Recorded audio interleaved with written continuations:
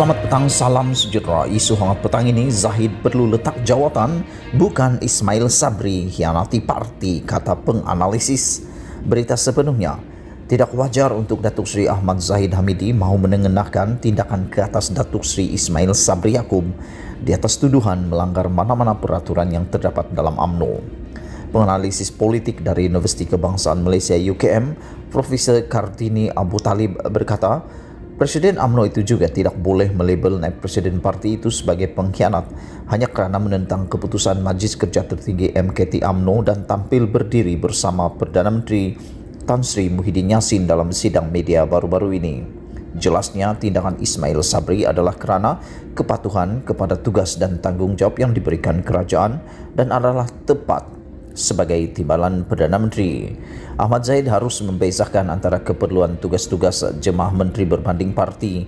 Jika beliau sendiri tidak berupaya membezakan tanggungjawab itu petanda Ahmad Zahid harus meletakkan jawatan kerana tidak lagi peka dan tidak sihat dalam membuat keputusan kerana dipengaruhi emosi. Dalam hal ini, isunya bukan Ismail Sabri hianati parti, sebaliknya Ahmad Zahid yang jelas mengkhianati parti dan membelakangkan ahli UMNO apabila bersekongkol dengan Datuk Seri Anwar Ibrahim dan PKR, katanya dalam satu kenyataan pada Jumaat. Dalam pada itu, Kartini berkata Ahmad Zahid kini seolah-olah menjadi diktator yang cuba mengarah apa yang perlu ahli buat dan turuti.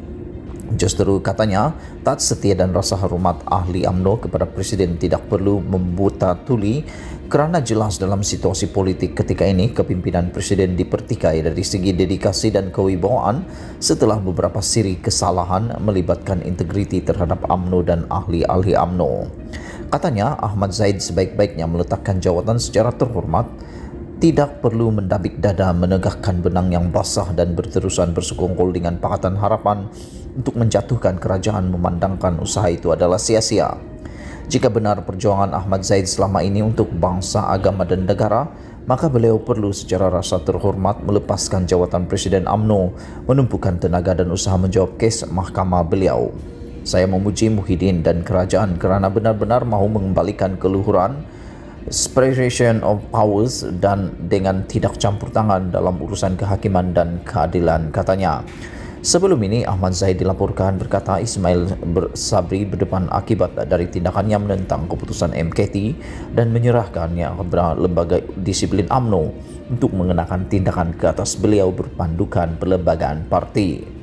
Ahmad Zahid turut mendakwa Ismail Sabri pada mulanya bersetuju untuk akur kepada keputusan parti untuk menarik sokongan daripada PN, malah memberitahu ahli MKT yang beliau akan menuruti segala keputusan parti.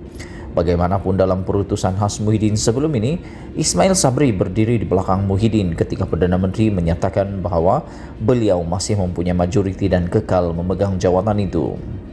Sebelum ini, penganalisis politik dan geostrategik Azmi Hasan berkata adalah amat janggal bagi UMNO menasihatkan ahli parlimennya dan menteri serta timbalan menteri daripada parti itu untuk menarik sokongan kepada Muhyiddin dan kerajaan PN. Jelasnya, ini adalah kerana sebilangan menteri UMNO memegang portfolio penting dan penarikan sokongan mereka boleh menjejaskan program pemvaksinan kebangsaan seperti yang dipertanggungjawabkan kepada Menteri Sains, Teknologi dan Inovasi Khairi Jamaluddin dan Menteri Kesihatan Datuk Seri Dr. Adam Baba.